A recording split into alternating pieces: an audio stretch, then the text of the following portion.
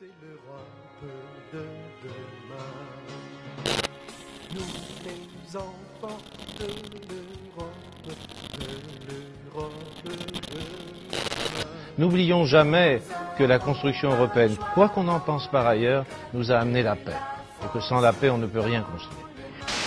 L'Union européenne a joué dans la construction de la paix sur le continent et même au-delà un rôle absolument essentiel. Souvenons-nous d'où nous venons. Vous sentir européen et à vibrer pour l'Europe. Monsieur Pujadas, comment pourrait-il en être autrement? L'idée européenne est une idée de gauche. Depuis Victor Hugo, on disait contre les guerres, il faut faire l'union des peuples. Et l'Union européenne que nous avons créée d'abord pour régler le problème de la paix entre les Français et les Allemands, que personne ne l'oublie jamais. L'Europe n'a pas été créée pour je ne sais pas quoi, la paix et le reste, c'est pas vrai. L'Europe a été créée pour constituer une entité pour faire face aux soviétiques avant que les Américains arrivent. Voilà, point. Ils ont d'ailleurs commencé par la communauté européenne de défense. Beaucoup l'ont cru que l'Europe permettait que la guerre n'ait pas lieu. C'était un mythe, Mélenchon. On est d'accord là-dessus. Complètement. Bon. Ce qui a empêché que la guerre ait lieu, c'est l'équilibre de la terreur. Absolument. Bon. Et très tôt, il dit la paix en Europe, c'est l'équilibre des forces. Toute la gauche allemande est contre cette position. Donc Mitterrand va au Bundestag. Il fait le discours resté fameux. Notre analyse et notre conviction, celle de la France, sont que l'arme nucléaire, instrument de cette dissuasion, qu'on le souhaite ou qu'on le déplore, demeure la garantie de la paix dès lors qu'il existe l'équilibre des forces.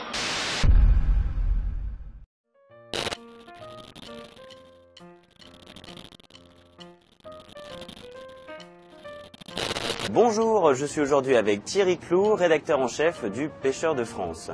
Alors si comme des millions de Français vous aimez la pêche, vous savez très certainement qu'il n'est pas toujours facile de pêcher le gros lot. Pour cela, Thierry vous explique maintenant comment choisir son leurre. Regardez bien. Je ne vais pas vous dire ce qui est bon pour la Grèce.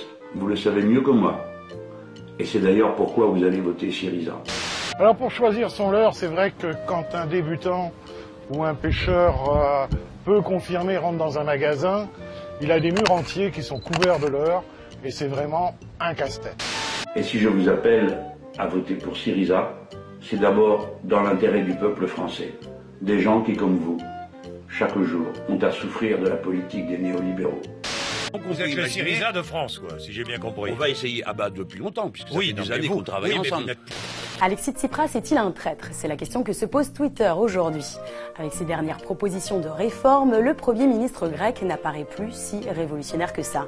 Jean Quatremer, le correspondant de Libération à Bruxelles, essaye de trouver une cohérence dans ces nouvelles mesures. Donc Tsipras propose 4 milliards d'économies de plus que le texte rejeté par référendum. Vous suivez, demande-t-il, un tweet suivi du hashtag austérité révolutionnaire. Donc on peut considérer qu'il y a là une erreur dans le combat qui a été fait. Mais à partir de là, ça ne le disqualifie pas lui. Donc moi je reste solidaire de Tsipras. Les manifestants étaient rassemblés devant le Parlement pour réclamer la démission du Premier ministre Alexis Tsipras et protester contre la politique de rigueur imposée. Les gens qui sont ici sont mécontents de ce gouvernement qui était censé être de gauche, mais qui est plus de droite que la droite, dit cette femme. Ce n'est qu'avec des mensonges et des mensonges qu'ils sont arrivés au pouvoir, explique ce manifestant. J'ai voté Tsipras 2 fois. Il ne respecte aucune promesse. Ma retraite est divisée par 2. Qu'est-ce que je peux faire? Les politiques promettent d'arriver à des postes où ils sont importants. Non mais tu n'y crois pas une seconde. Politique, blabla. C'est du blabla tout ça. L'histoire elle est unique. Hollande il n'a pas promis des choses qu'il n'a pas fait. Oui mais d'accord. Et toi par exemple, est-ce que tu n'es pas un menteur dans ta vie privée? T'as jamais menti à personne?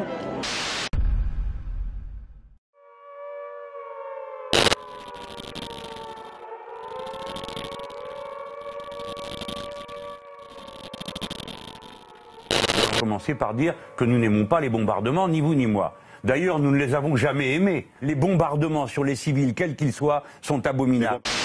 La Constitution Où et quand a-t-on évoqué le fait qu'il faille intervenir en Irak, bombarder une fois de plus, comme on l'a déjà fait en Libye avec le succès dont on se souvient. C'est une résolution commune qui est partie du Parlement européen, qui a impliqué le groupe social-démocrate européen, une partie du groupe GUE dans lequel je siège, le groupe des Verts, et voilà, c'est ça cette résolution. C'est à elle qu'il faut dire merci. Alors nous sommes en guerre. Nous sommes en guerre contre la Libye.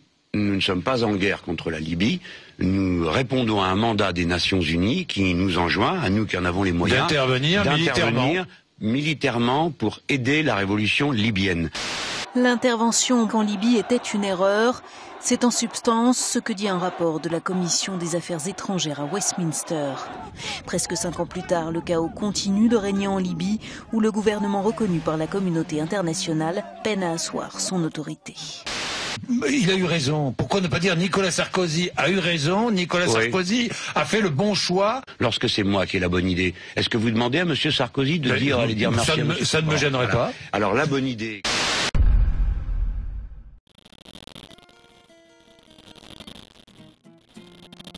Et ceux qui votent pour le front de gauche ne sont pas des petits soldats.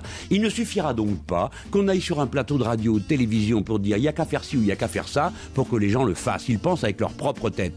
Et si les socialistes se figurent dans le cas fort malheureux où ils arriveraient devant nous, qu'il leur suffira de claquer du doigt ou d'agiter le fouet ou le sifflet pour dire vote utile pour avoir les voix, ils ne les auront pas.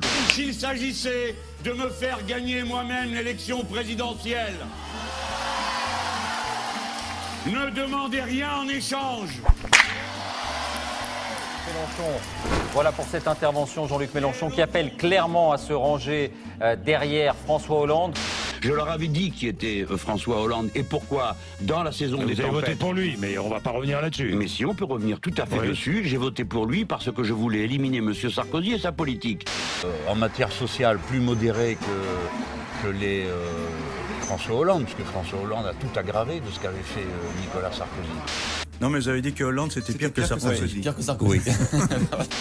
Et à l'époque, M. Hollande avait dit, moi je ferai différemment, je vais combattre la finance. Il arrive, il fait pire que Sarkozy. Alors qu'est-ce que vous voulez? Je suis responsable de quoi, moi, dans cette histoire?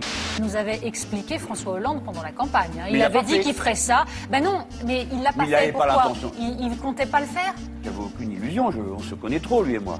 Est-ce qu'il est ennuyeux, François Hollande? Ah non, je ne le connais pas. Écoutez, moi je ne le connais pas assez pour en parler. C'est pas parce qu'on se croise dans une réunion. Premier ministre de François Hollande, non, c'est inenvisageable ça. Non, j'ai déjà dit que... Ni ministre. Je crois pas. Non.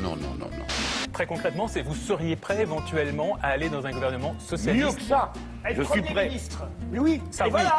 Voilà ce que dit François Hollande. Mélenchon, il fait partie des soldats perdus. Il se sent humilié. Je le connais depuis si longtemps. Je l'ai vu ramper pour entrer au gouvernement Jospin.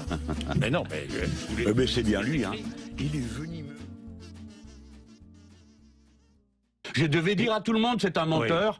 Oui. Ce type est en train de vous rouler en la farine. Bon. Et vous êtes au milieu.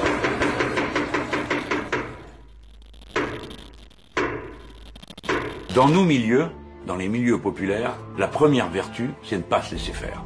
Et la seule manière qu'on a de l'exprimer, c'est de se mettre en colère.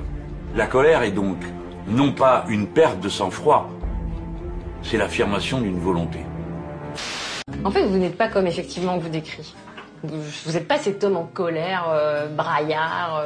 En colère, je le suis de temps à autre. Et oui, puis, mais c'est une stratégie politique aussi, à un moment donné. Ça porte un nom, c'est étudié. Ils me font toujours rigoler, les gens qui ne comprennent pas le truc. Donc ça va, ça me donne une main d'avance. Tant qu'ils ne comprennent pas le truc. Écoutez-moi, espèce d'hypocrite de médias. Il n'y avait pas un journaliste des grandes chaînes de télévision jusqu'à ce qu'il y ait le mot salopard. Vous êtes des petits amusants et on vous manipule comme des pantins en agitant des chiffons rouges. Je sais pas pourquoi Cohen, d'habitude, il démarre pas avec des conneries comme ça. Hein? Qu'est-ce qu'il vous a pris? Ce que j'ai fait? D'habitude, c'est facile. Vous démarrez pas. D'habitude, t'es pas si con. Non, mais attends. Non, j'ai pas dit ça. Faut pas se victimiser non plus. Non, attends. Mais j'ai aucun problème avec ça. Avec le coup, j'étais à la gauche socialiste. C'était Drey qui me faisait cet effet. Je me dis, mais t'es fou de parler comme ça, arrête ça, bon, t'es dingue, on va se fâcher avec tout le monde, c'est pas comme ça qu'il faut faire. Bon. Et Juju, il avait ce talent-là, de voir où était la faille, et bam, on allait directement là. Et après, j'ai vu comment il s'y prenait, j'ai su le faire moi aussi. Pleine complicité avec ceux qui les organisent, hein, où je suis très bien traité. Qu'est-ce que vous allez faire, cher Ardisson, de parler? Voilà. On est invité parce que Jean-Luc Mélenchon fait de l'audimat. Donc c'est bon pour l'émission, c'est bon pour la part de marché, c'est bon pour la publicité. Bon. Merci, alors je vous signale que j'ai pas perdu ma soirée parce que je vais repartir avec une photo avec Jean-Luc Mélenchon. Voilà. Mais que contrairement à ce que vous pouvez penser, on s'entend bien avec Direct 8 et Direct Matin, on a été les premiers à vous donner autant de presse et autant de couverture. cliché très partagé sur les réseaux sociaux.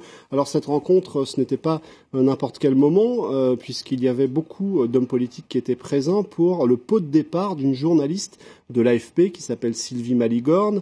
Sylvie Maligorne était donc le responsable du service politique. C'est la journaliste que François Hollande a appelée lorsqu'il a fallu annoncer sa rupture avec Valérie Trierweiler. Et on s'aperçoit que Jean-Luc Mélenchon était un petit peu en mode fan, puisqu'on le voit en train de prendre une photo de François Hollande. Et j'ai une difficulté pour entrer avec les journalistes qui se trouvent là et qui m'accompagnent. Et apparemment, oui. Combien ils sont 2 ou 3 là. Une bonne vingtaine. Combien tu dis? Quinzaine. J'ai pas de réponse. Bon. D'accord. Entendu. Très bien. Merci beaucoup, monsieur le préfet. Tout va bien. Merci bien. Au revoir. Allez les petits loups, on rentre.